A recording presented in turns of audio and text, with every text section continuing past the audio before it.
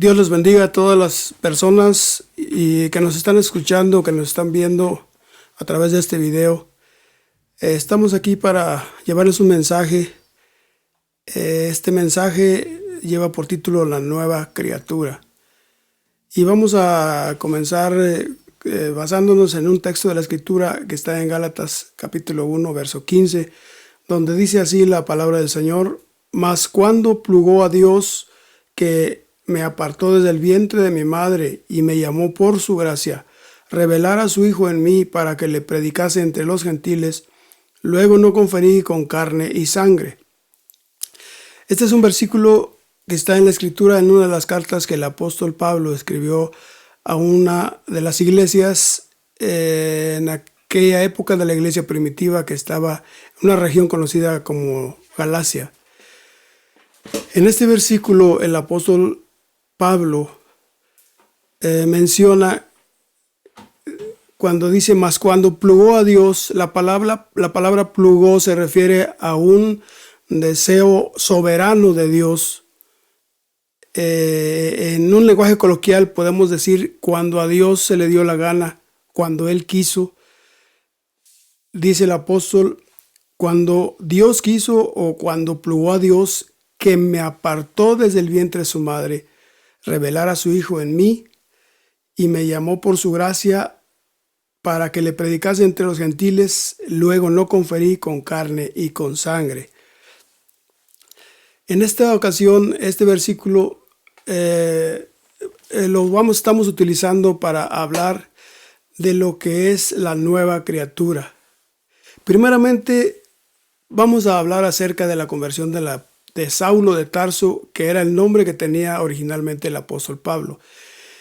En Hechos capítulo 1, verso 18, nos narra, desde el verso 1 al 18, nos narra la Escritura la conversión del apóstol Pablo.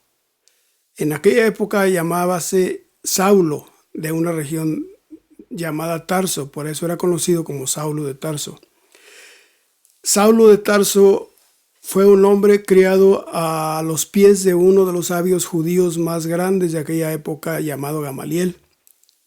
Fue criado en las más estrictas y rigurosas normas de la ley de Moisés, dentro de una secta conocida como los fariseos. De tal manera que él llevaba a la práctica a rajatabla, por llamarle de alguna manera, la ley de Moisés en aquella época. Y Saulo odiaba a los cristianos, a la incipiente iglesia cristiana. Los odiaba a muerte. De tal manera que se desató una persecución en aquella época que hizo que los cristianos se dispersaran por las regiones cercanas. Saulo, no contento con perseguir y destruir la iglesia en Jerusalén, consiguió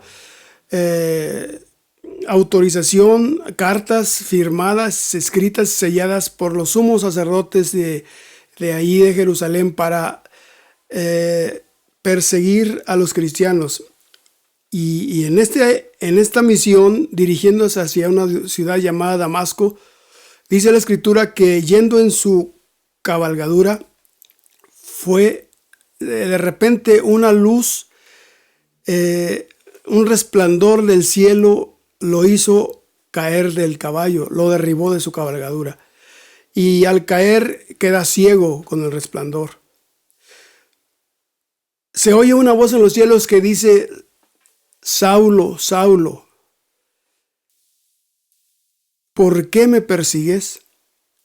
Cuando Saulo oye esta voz, dice la Biblia que temblando y temeroso, contesta de esta manera: ¿quién eres, Señor? Para poder entender mejor la reacción o lo que pasó en ese momento en la vida de Saulo, debemos entender que en aquella época la palabra Señor no se aplicaba a cualquier persona. La palabra Señor solamente se utilizaba para referirse a alguien con poder, con autoridad, con potestad, con señorío, con propiedades. Y cuando Saulo pregunta, ¿quién eres, Señor?, dice la Escritura que se oye una voz que le contesta, yo soy Jesús a quien tú persigues. Esta voz da a entender que la iglesia que estaba persiguiendo Saulo de Tarso, al hacerlo, él no sabía que estaba persiguiendo al mismo fundador de la iglesia que fue Jesús. Cuando Saulo sabe quién es el que está hablando con él, dice la Escritura que Saulo de Tarso, en otra actitud completamente opuesta y muy distinta con la que iba en el camino antes de este suceso, le dice, Señor, ¿qué quieres que yo haga?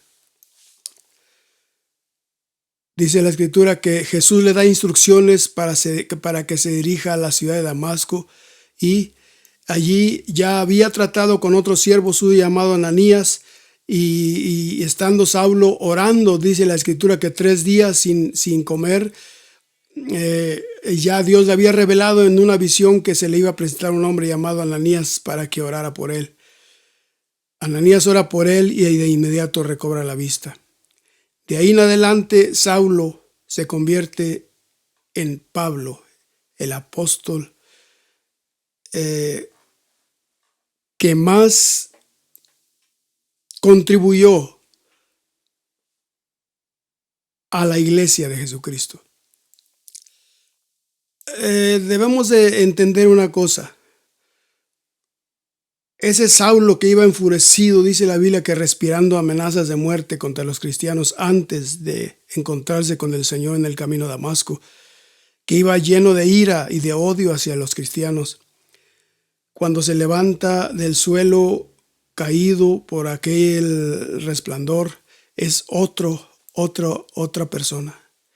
Ese Saulo, cuando conoce a Jesús, cuando Jesús se es revelado a su vida, Saulo se convierte en el apóstol Pablo. Saulo se arrepiente de inmediato y entiende que ahora su vida y su voluntad deben de estar a disposición de aquel que tuvo misericordia de él y se reveló a su vida. Por eso es que él, en el versículo que leímos al principio, él dice, mas cuando plugo a Dios que me apartó desde el vientre de mi madre y reveló a su Hijo en mí para que le predicase entre los gentiles. Como segundo punto, quisiéramos hablar acerca de lo que el apóstol Pablo dice, cuando plugo a Dios que me apartó y me llamó por su gracia. Como segundo punto, quisiéramos hablar de esta parte de ese versículo, apartados y llamados por la gracia de Dios. Dice la Escritura que Dios es paciente para con todos, no queriendo que ninguno perezca, sino que todos procedan al arrepentimiento. Eso significa que la muerte expiatoria de Jesús en la cruz del Calvario es suficiente para salvar a toda la humanidad, sin excepción alguna. Pero, desgraciadamente, no todos pueden ser salvos, sino solamente aquellos que atiendan el llamado de Dios a sus vidas para arrepentimiento y se rindan al Señor Jesús y le pidan perdón por sus pecados. Todos hemos recibido la oportunidad de poder ser salvos. Jesús dijo, el que en mí cree no es condenado, mas el que no cree ya es condenado porque no creyó en el nombre del unigénito Hijo de Dios. Ahora, Pablo dijo que me apartó y me llamó por su gracia. Me apartó desde el vientre de mi madre y me llamó por su gracia. Somos llamados a la vida eterna. Somos llamados a conocer a Dios. Somos llamados a una nueva vida. Somos llamados a ser salvos, pero eso queremos dejar bien en claro que no es por merecimientos propios, no es porque hayamos hecho lo suficiente para merecerlo. Jamás podremos lograr merecer la mínima misericordia de Dios, sino solamente es por gracia. La palabra gracia significa regalo inmerecido. Es decir, cuando somos salvos, cuando somos perdonados, después de habernos arrepentido y aceptado a Jesús como nuestro Salvador, es solamente por la misericordia de Dios, por gracia, no porque lo merezcamos. Entonces eso debe quedar bien en claro, y Pablo lo entendió perfectamente, porque lo dijo: me apartaste desde el vientre de mi madre y me llamaste por tu gracia para que te predicase entre los gentiles. Ahora, dice también el apóstol Pablo, hay un tercer punto del que queremos hablar, cuando él dice en este versículo de donde iniciamos: mas cuando plugó a Dios revelar, que me apartó desde el vientre de mi madre y me llamó por su gracia, dice revelar a su Hijo en mí. Aquí hay algo que debemos de dejar bien en claro y que debemos hablar muy seriamente sobre esto. Una cosa es conocer a Cristo o conocer de Cristo por medio del intelecto, solamente por el intelecto. Es decir, solamente tener un conocimiento de Él por la historia, por que oímos hablar de Él, porque hemos leído hablar de Él, leído de Él en algún libro, en alguna conversación. ¿Quién no ha oído hablar de Cristo? Yo creo que todos. La pregunta es: ¿conocemos a Cristo solamente por el intelecto o Cristo ha sido revelado en nuestros corazones y en nuestra mente y en nuestro corazón? Esa es la gran diferencia. Pablo dijo: cuando plugó a Dios revelar a su Hijo en mí y me llamó por su gracia. Para poder entender mejor esto que quiero dejar bien en claro. Bueno, primero quisiera aclarar que el apóstol Pablo tenía un conocimiento escritural de Dios, no de Cristo, porque hasta ese momento no había ningún escrito del Señor. Conocía de la ley de Moisés, conocía de la voluntad de Dios, conocía de lo que Dios quería, y él trataba de llevarlo al pie de la letra. Pero no es lo mismo, ni es suficiente conocer. En otras palabras, él conocía la palabra de Dios escrita hasta esa época, pero no es lo mismo conocer la palabra de Dios, leer la palabra de Dios, conocer la palabra de Dios, que conocer al Dios de la palabra. La gran diferencia es que Pablo hasta antes de ese momento conocía la palabra de Dios, la ley de Moisés, pero después de este momento esa misma palabra fue revelada en su corazón. Dios mismo que está en su palabra fue revelado a su vida de tal manera que en ese momento el apóstol Pablo no solo conoció la palabra de Dios, sino conoció al Dios de la palabra. Para dejar más en claro esto, quisiera hablar también de un pasaje. Está en Mateo capítulo 16, versos del 13 al 17, donde la Biblia menciona que estando el Señor Jesús con sus discípulos aparte, cuando Jesús por lo regular quería hablar de algo muy personal de su ministerio con sus discípulos, los llevaba aparte. Y en esta ocasión no fue la excepción. Pedro les hace una pregunta a todos sus discípulos y les dice: ¿quién dicen los hombres que soy? Quisiera redundar un poco para subrayarlo. Jesús preguntó: ¿quién dicen los hombres que soy yo? Es decir, Jesús les lanza estas preguntas a sus discípulos para que que ellos reflexionaran en lo que la inmensa mayoría o el grueso de la sociedad de la época, de la población, de la gente con la que Jesús anduvo mezclado, pensaban de él. Y la pregunta es bien específica: ¿quién dicen los hombres que soy? Dice la Escritura que Pedro, inmediatamente tomando la iniciativa, responde a esa pregunta y le contesta: pues unos dicen que eres Elías, otros dicen que eres Juan el Bautista, otros piensan que eres alguno de los profetas que ha resucitado, alguno de los profetas del Antiguo de la ley de los tiempos antiguos que ha resucitado. Y cuando Pedro le da esta respuesta al Señor, Jesús cambia la pregunta y se las hace personal y les pregunta: ¿y vosotros quién decís o quién pensáis que es el Hijo del Hombre? Refiriéndose a él mismo. Pedro, igual tomando la iniciativa, le contesta: tú eres el Cristo, el Hijo del Dios viviente.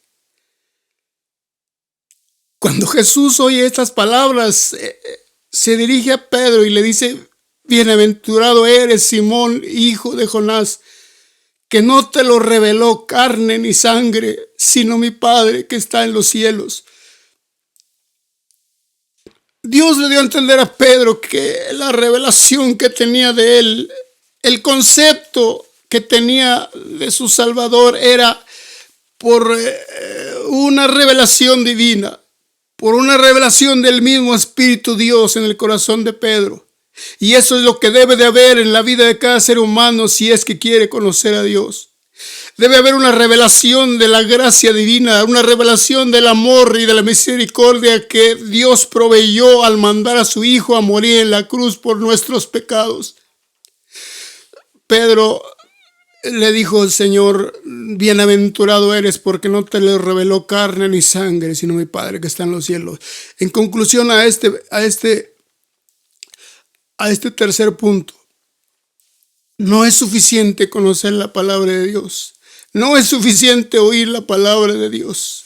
No es suficiente conocerla ni siquiera de memoria al pie de la letra. Si no hemos conocido al Dios de la palabra, estamos completamente perdidos. Tenemos que conocer al Dios de la palabra, al Cristo de la gloria que está revelado en los evangelios, para que podamos entender y conocer a Dios. Pasando a un cuarto punto, quiero hablar acerca del nacer de la carne y el nacer del Espíritu. No es lo mismo nacer de la carne a nacer del Espíritu. En el Evangelio según San Juan, el capítulo 3, verso del 1 al 6, la Biblia nos narra de un encuentro, de una entrevista, de un diálogo que hubo entre un hombre. No cualquier hombre, era un hombre llamado Nicodemo, era un maestro de los judíos, era un conocedor de la Escritura, era un maestro de la palabra de aquella época. En otras palabras, era un conocedor del Antiguo Testamento y era un maestro, era alguien que se dedicaba a enseñarle a los demás la Escritura. Cuando Nicodemo se presenta ante el Señor, él se dirige con estas palabras: Rabí, que quiere decir maestro, sabemos que has venido de Dios por maestro, porque nadie puede hacer estas cosas que tú haces si no fuere Dios con él. Jesús, intuyendo y conociendo lo que había en el corazón de aquel hombre, inmediatamente se va al grano, sin rodeos y sin ningún protocolo, se dirige a lo importante de aquella plática. Y le dice el Señor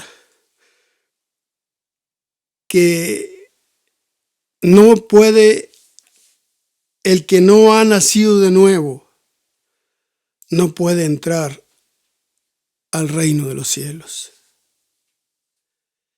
Jesús le dice a Nicodemo: el que no naciere de nuevo no podrá entrar al reino de los cielos.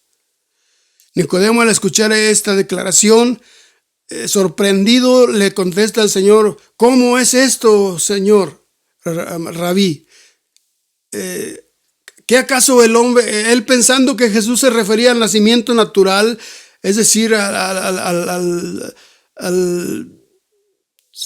salir a la luz de este mundo en el nacimiento del vientre de una mujer, le contesta a Nicodemo: ¿cómo es eso, Señor? ¿Acaso el hombre puede volver otra vez a entrar al vientre de su madre para volver a nacer?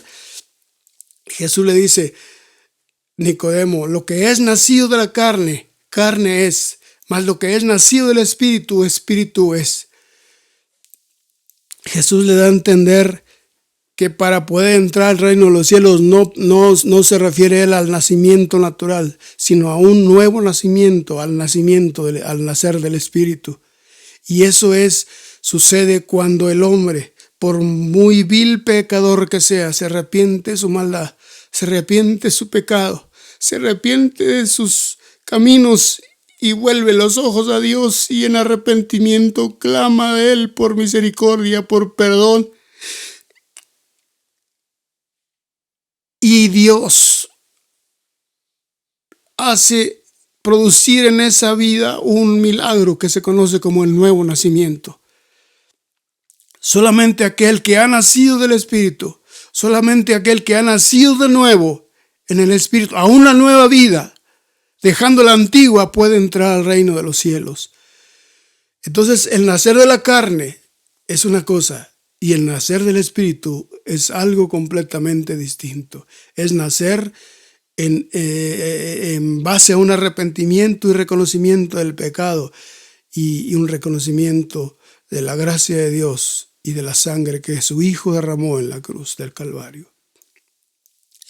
Porque como quinto punto quiero mencionar una cosa. Hay una ley escritural, es decir, una ley en la Escritura que dice que carne y sangre no pueden entrar al reino de los cielos. Es decir, ningún ser humano podrá entrar al reino de los cielos con esta naturaleza propia, carnal y humana que hemos recibido cuando venimos a este mundo. A eso se refiere la Escritura cuando dice carne y sangre. Se refiere a nuestra naturaleza física. Carne y sangre no pueden entrar al reino de los cielos. Porque dice la Escritura, ¿por qué? Por causa de nuestro pecado. Dice la Escritura, porque hemos nacido con una naturaleza pecaminosa que le traemos por herencia. Eso es involuntario, eso no es que queramos o no queramos. Ya venimos con una naturaleza perversa, naturaleza pecaminosa, que es lo que nos hace estar alejados de Dios. Porque dice la Escritura, dice el apóstol San Pablo en la carta a los Romanos, capítulo 3, verso 23, que la paga del pecado es muerte. Dice, por cuanto todos pecaron y están destituidos de la gloria de Dios.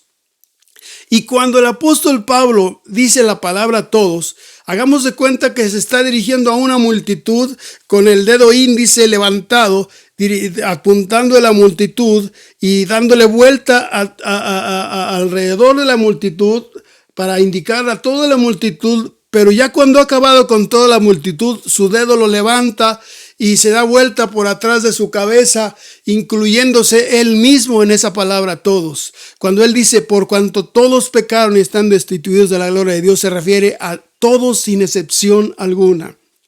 De tal manera que dice la Biblia que no hay justo ni aún uno solo. Todos se han vuelto atrás, todos han hecho lo malo. Y por lo tanto todos estamos condenados por causa de nuestro pecado. Y además dice el apóstol en la misma carta, en el capítulo 6, verso 23, porque la paga del pecado es muerte. La paga del pecado es muerte. Pero también hay una buena noticia en ese versículo. La mala noticia es que la paga de nuestros pecados es la muerte. La buena noticia es que la segunda parte de ese versículo dice, mas la dádiva, el regalo de Dios es vida eterna por medio de nuestro Señor Jesucristo. Tenemos provisto la vida eterna. Tenemos como regalo la vida eterna de parte de Dios por el sacrificio de Jesús en la cruz. Solamente es que nos arrepintamos, reconozcamos nuestro pecado y le pedamos perdón a Dios y recibamos ese regalo. Por último, como penúltimo punto, que quisiera también abundar un poco en el quinto sobre esta nueva vida en Cristo. Hay una cosa que debemos entender perfectamente. La nueva vida en Cristo no es algo semejante a Alcohólicos Anónimos, a Neuróticos Anónimos o a cuantas organizaciones existan de ayuda a los problemas de los seres humanos. No es una metodología, no es una terapia que nos hace que nos sintamos mejor. La nueva vida en Cristo no es la misma vida que traíamos solamente parchada. No es eso. La nueva vida en Cristo es otra vida, nueva y distinta. No es nuestra misma vida, es otra vida, es un comenzar de cero, es un comenzar de nuevo a una nueva vida. Por eso dijimos que solamente naciendo del Espíritu podemos entrar al reino de los cielos. ¿En dónde basamos esto que estamos afirmando?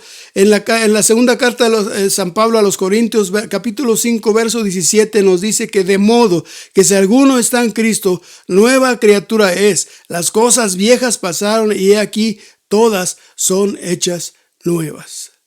Entonces es importante entender esto, que no es la misma vida, es una nueva vida, un nuevo comienzo a una nueva vida espiritual. Como ejemplo y conclusión, quisiera hablar un poco, por último, de un pasaje de la Biblia que está en el primer libro de Samuel, capítulo 3, del 1 al 10, que habla acerca del llamamiento del profeta Samuel. Dice la escritura que Samuel en ese momento de su llamamiento era un niño pequeño. Yo no puedo decirle exactamente qué edad tendría, pero lo que sí quiero decirles es que fue llevado al templo como cumplimiento de una promesa que su madre le había hecho a Dios, puesto que ella había sido estéril, y cuando a causa de su esterilidad tuvo muchos sufrimiento y hostilidad, clamó a Dios por un milagro en su vientre, pidiéndole un hijo varón. Y cuando ella le dijo: si me dieres un hijo varón, yo lo dedicaré a ti todos los días de su vida, y será tu siervo, será tuyo todos los días de su vida. De tal manera que el profeta Samuel solamente estuvo con su madre el tiempo suficiente para ser amamantado, y cuando se acabó el tiempo, su destete, como le llama la Biblia, Samuel fue llevado al templo en cumplimiento a la promesa que su madre le había hecho a aquel que se lo dio, que fue Dios. Por lo tanto, Samuel, cuando Dios lo llama por primera vez, trata con él. Samuel era un pequeñito, tenía unos cuantos años. Yo no puedo decirle exactamente 4, 5 años. Era un pequeñito, 6 años, que desde el primer momento se dedicó a servir a Dios y a ser el siervo, el sirviente del sacerdote en ese momento, que se llamaba el sacerdote Elí. Samuel, dice la escritura que en aquellos tiempos la palabra de Dios era escasa y era de grande estima, porque era escasa, no había visión, no había visión de Dios manifiesta, no había palabra de Dios, estaba muy escasa. Entonces Dios llama a Samuel hablándole por su nombre, diciéndole: Samuel, Samuel. Samuel, como no, dice la escritura que no conocía a Dios, hasta ese momento Samuel no conocía a Dios, ni la palabra de Dios le había sido revelada, volvemos a lo mismo. Pero Dios tenía un plan para Samuel y lo llama por su nombre. Samuel, no sabiendo que era Dios quien lo llama, corriendo de inmediato se levanta. Era la madrugada.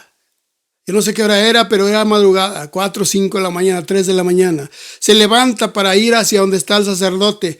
lo que demuestra la actitud de sumisión, de obediencia, de servicio que tenía aquel niño desde pequeño.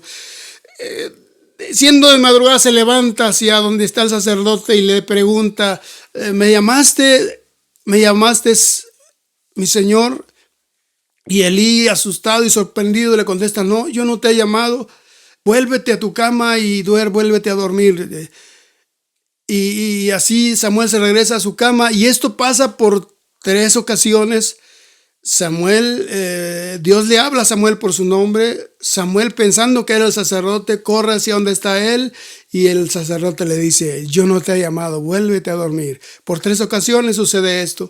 A la tercera ocasión, cuando el sacerdote ve esta situación, él inmediatamente intuye que era Dios el que estaba hablando y llamando a Samuel, y le dice: la próxima vez que vuelva a suceder esto, que te vuelvan a llamar, contesta de esta manera: habla, Jehová, que tu siervo oye. La 4ª ocasión, cuando Dios le habla a Samuel por su nombre: Samuel, Samuel.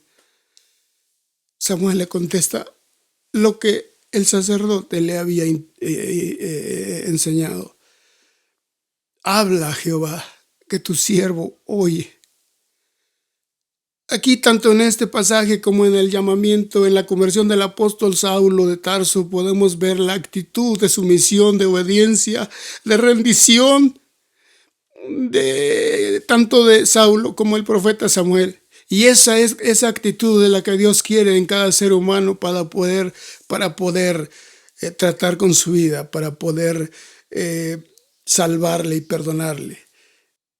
Bien, hermanos, pues les agradezco su atención, y antes de dejar este micrófono, quisiera pedirles que hiciéramos una oración. Todo aquel que quiera recibir al Señor en su corazón, o que quiera conocer al Señor, vamos a hacer una oración por este mensaje que hemos hecho.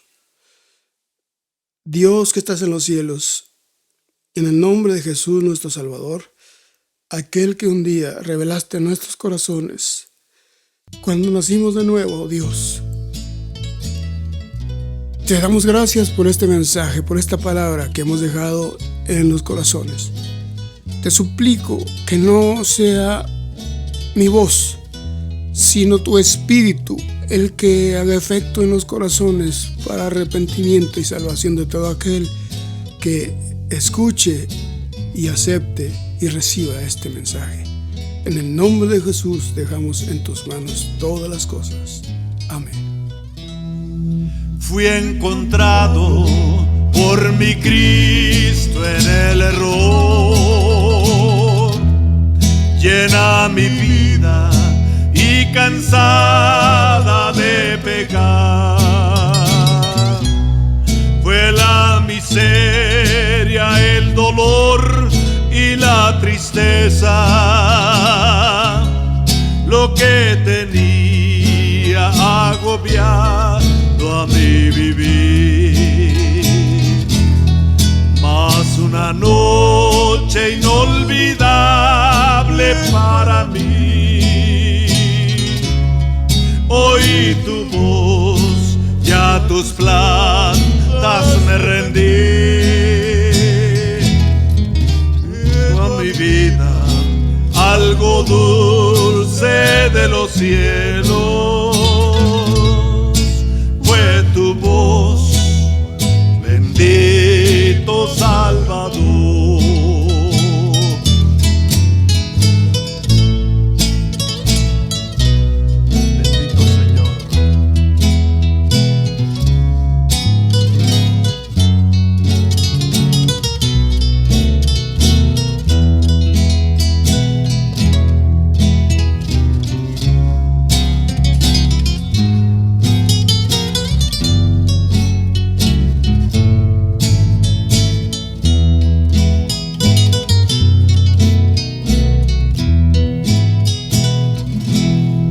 ¿Cómo podré pagarte, mi Señor, lo que tú hiciste por mí, un vil pecador? con llanto y con canto expresaré lo más sublime que le diste a mi vivir. Mas una noche inolvidable para mí, oí tu voz y a tus plantas me rendí. Llegó a mi vida algo dulce de los cielos.